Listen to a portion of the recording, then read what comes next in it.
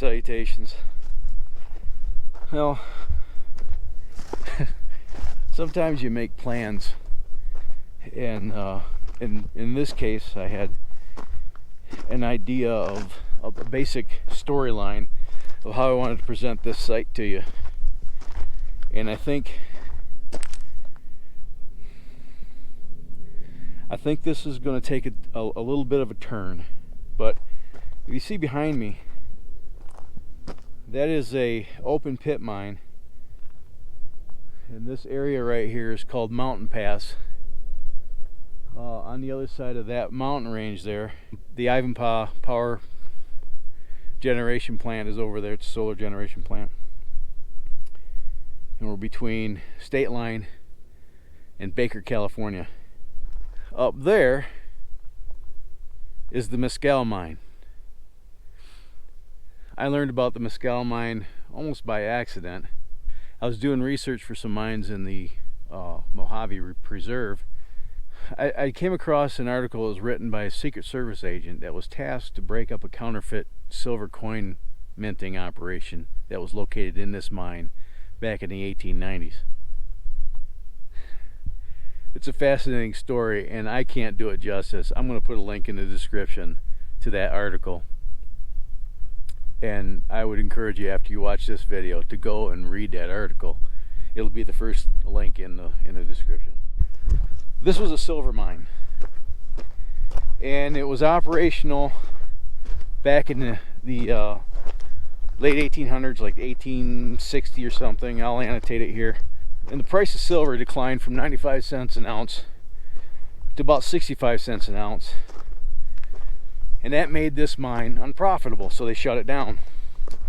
It changed hands, and a guy named Davis out of Denver picked it up for a penance.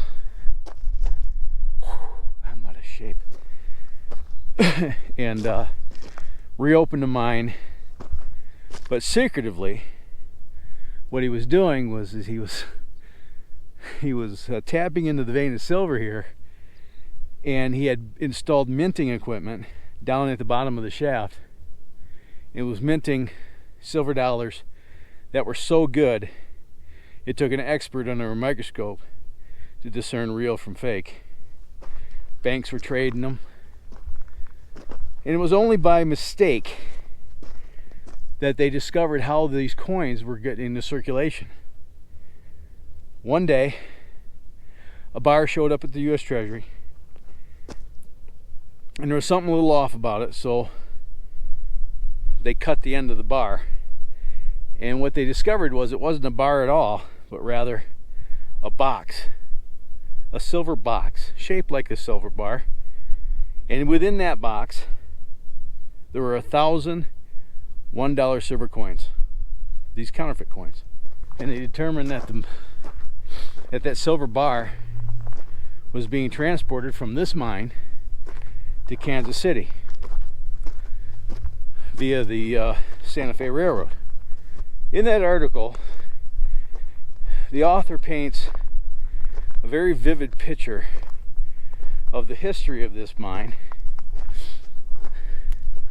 A much better job at setting it up than I can, you know, over here wheezing like an old man. The Secret Service agent comes out here to arrest everybody associated with the mine, and he comes undercover with a good cover story. And long story long, he confronts the operators of the mine here, tells them they're all under arrest, and turn in all your firearms and make ready to go to the railroad with me. And of course the miners are like, you in what army? What the miners didn't know is that up there in those hills, they had cavalry waiting, literally. You know, the Secret Service agent blew a whistle and signaled the cavalry to come over the top of that hill. The mine operator, they blow a special signal, super secret signal, down to the refinery, and all of a sudden everybody scatters like cockroaches, and they they set off a charge. This place was loaded with dynamite, and they blew the mine up, burying all the equipment, all the evidence. By the time the dust settled and the Secret Service agent made his way down to collect the bars down there at the refinery, they had already dumped the evidence into the smelter, and there was no evidence anymore. Danger. I'm not going in there, but it does go back there a little bit. Not very far though. The main tunnel is up there. Apparently the shaft went back about 300 feet and tapped into a vein that was a silver vein that was roughly 8 feet thick. And the only reason that the silver mine closed down originally was because the price of silver dropped. It was unprofitable. And there was still plenty of silver here when the Secret Service came here to bust up this counterfeiting ring. And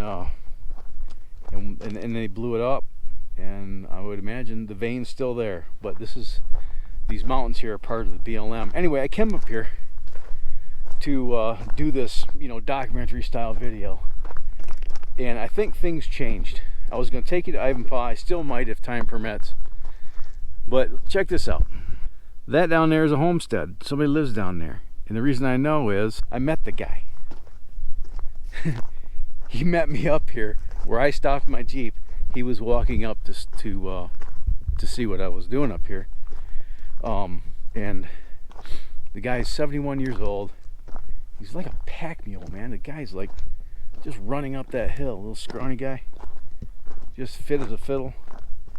We stood and talked for what seemed like forever. And he invited me down to his house. I think I'm going to go down there. He says he has a bunch of artifacts regarding the area and knows a lot of the characters in this area. And what a blessing to meet somebody that's actually been here almost their entire life. But this is the Mescal mine. I would really encourage you go read that article. It's amazing. And if you do read it as if Sam Elliott was narrating it, or maybe Doc Holliday. I'm your huckleberry. With that charming southern drawl. That it's written in a prose that nobody uses anymore, and it's kind of the way people spoke back in the late 1800s, and I did a test read last night. Like I said, it took 30 minutes to read it, so I'm not going to make a 30-minute video, at least not about that article. When you look at this area today, you see modern mining, you see a interstate highway, and this is the road that you would take if you were going to Las Vegas from Los Angeles. It takes you 3 hours, and back when this mine was active, Ivanpah, which is probably 15 miles from here, was a day trip. You started early in the morning and you got here at dark. That big rusty piece of metal up there, that's the cable tramway. That's where the winch is. And that cable tramway went down the hill here to that rock outcropping out there. You can just see the front tire of my Jeep down there. There's like a landing there. That's where the cable tramway ended. And basically it was 2 ore cars that were connected by that cable, and the full ore car would go down the track, pulling the empty car up.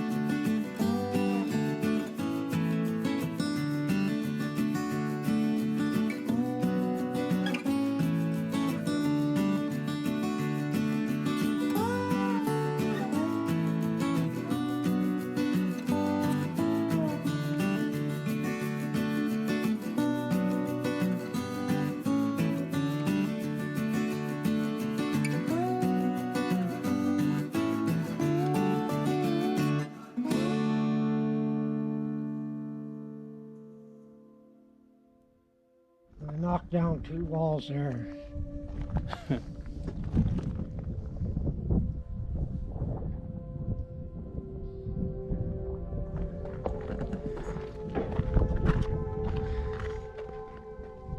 Is it concrete covered adobe?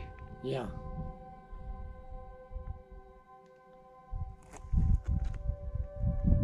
And this was the refinery. This was where they stored the stuff, or this was a like accommodations for the bosses. Okay. Running it, and down here, see, I got a trough. Oh yeah, I here. see that. Yeah. And the spring had quit. The line had, I don't know, plugged up or whatever. And anyhow, so I pump out of the spring and pump into there, and then that line goes down in my yard. Then I got this line here. Okay, feeds the Keep trough. it full, you know, it was dry. There's another stone run over there, and over there. There, one way over Yeah, there. one right here. That was the assay office right down there. Okay. I think it's in that book. It shows that there, that assay office in the book. It was like 1880s, you said? What's that? When these buildings were built in the 1880s? Yeah. 1880s is right, yeah. 140 years ago? Huh? 140 years ago? Yep. Adobe doesn't stand up to the elements for 140 years. It's a big pile of dirt. Another 50 years, it'll be nothing but. There's another one of those shacks over there. Right over there. Oh yeah, the pile of rocks right there. And that's where I found that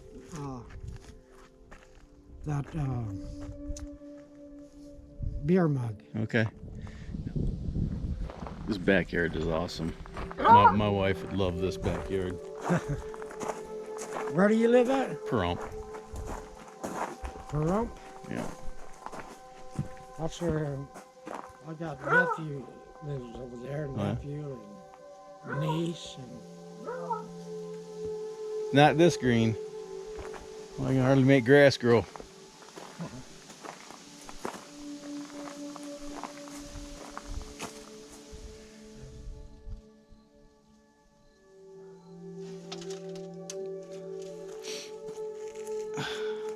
There's a valve. This is the stamp off the, holy cow, from the hammer mill. yeah, it was a 5-stamp mill at first, and then they went to a 10-stamp. Oh yeah. What's this here? That's where they melted the ore down. Okay, yeah. Oh, you can still see the slag, yeah. Yep. And then when they went from a 5-stamp, I think they went to a 10-stamp, and this is the other. They went to that type. Oh, for the, just like a plate stamp, yeah. Yeah. That's all cast iron. Oh, I don't know. I guess so. Well, it's pretty porous, though. That's off that helicopter. Oh, yeah. Cool out, you know. And the that Bobcat come in at night. Started gnawing on your deer? Yeah. And so.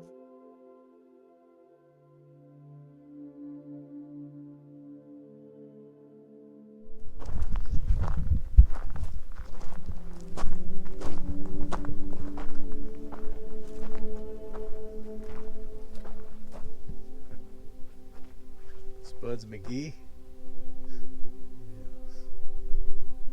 That's my cousin used to have a stunt group over in Hesbury. Yeah. They would be in parades and stuff. This is you? Yeah. The chapstick kid.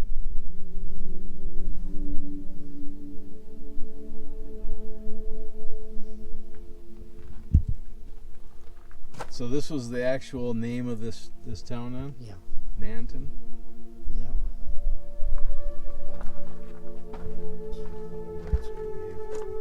Riley is the first one. Rembray on the box. Yeah. That was old Riley. And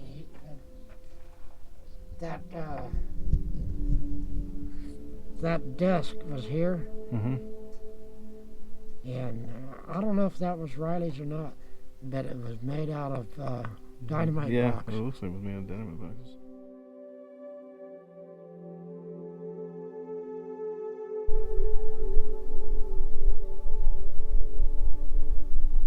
The Mescal mine. Well, I just got the grand tour, man. Roger's quite a character, man, and we must have talked. What time is it? Going on 2 o'clock. I've been up here for nearly. I've been here for nearly 3 hours. Wasn't expecting to meet anybody up here. I was just, I just came up here to video the mine and tell the story, and I ended up meeting Roger and learned a lot about some of the people that dominated this area. Learned a lot about this operation. Learned a lot about Hinckley. That's where Roger's from. And which is just what a really nice guy. If I'm ever around here, around this neck of the woods, I have to make it a point to come up here and see him. Sit for a little bit and visit. He doesn't get out much anymore. He's getting old. He doesn't hunt anymore, but he's got friends that are coming up tomorrow. Tomorrow apparently is opening day, and they do a lot of mule deer hunting up here. So sometimes we can become jaded. You see the current political climate and how people are at each other's throats, and then you meet an old fellow like Roger here, and he just welcomes you in and shows you around and just enjoys your company. That's pretty cool. Thanks, Roger. What an amazing day. Meeting and chatting with Roger was a welcome surprise and one I'll likely not forget as long as I live. He's 71 years old. His favorite thing to do is to hike those mountains, and he's been hiking those mountains most of his life, and even though he smokes like a chimney, you wouldn't know it. He was only a minute behind me coming up that hill, and he wasn't even breathing heavy. I mean, total beast mode. So anyway, the first link in the description is to a website called mojavedesert.net. And that has the article that was written by, what was his name, John E. Bennett from the US Secret Service. I strongly encourage you to go read that. Anyway, that article was published in the LA Sunday Times on December 8th, 1895.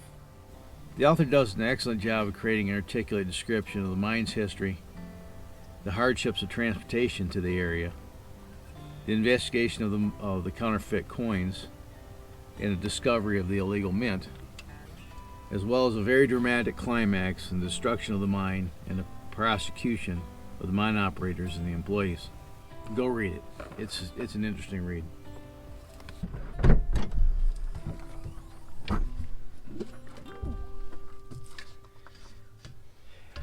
Just in case you haven't noticed, the last 5 off-road videos that I produced, including this one, were filmed on the same day, but they were uploaded in reverse order, with the exception of the geocache video. If you haven't seen those videos, the geocache video will be up here, and the other 4 will be down in the end card of this video, so I encourage you to watch those as well. The common name that kept popping up was Riley Brembry, and by association Henry Sandos, and Roger's obviously Henry's brother. Roger had many stories that he shared with me. One that stands out is the story how Henry and Roger took that huge bobcat that hangs on the wall of Roger's home now.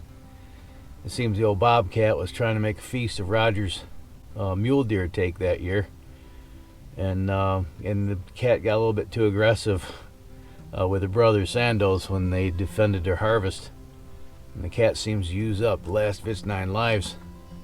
Thanks to Roger, the story of the Mescal mine took on a more personal note.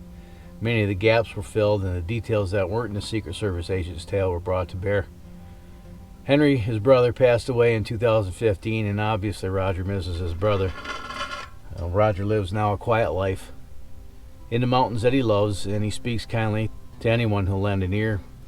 And I hope to visit him again soon to lend him mine.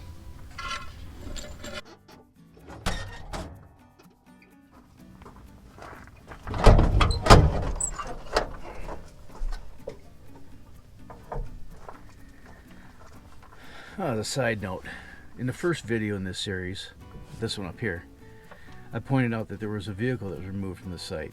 Turns out it was a Crown school bus. Well, anyway, I searched out some channels that I know have been out there, and I pulled a screenshot from a YouTuber called Mobile Tech. And I put that screen capture in my video, and for some reason it got lost in the edit. Here's that still. And more recently, like a couple days ago, a commenter informed me that the National Park Service removed that bus to conduct a study on it. Didn't elaborate any further than that, and to say, just trust me, I know, but no offense. In God I trust. All others need to show data. If that's true, I hope it gets returned, because that's where that bus belongs, out at that site. Well, that's all I got for today. So if you haven't done so yet, underneath this window is a button that says subscribe. Click that and the bell icon right next to it so you can be notified of future uploads. If you like this video, smash the like button. Share this with your vast social media network. Or not. Either way is okay with me. Just a reminder to click in the description for links to resource material and Amazon affiliate links to products that you might be interested in.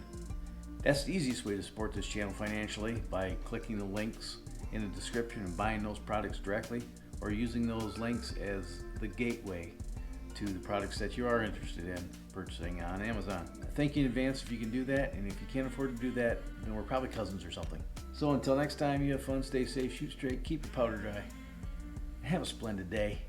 Thanks so much for watching. I'll see you tomorrow. Bye now.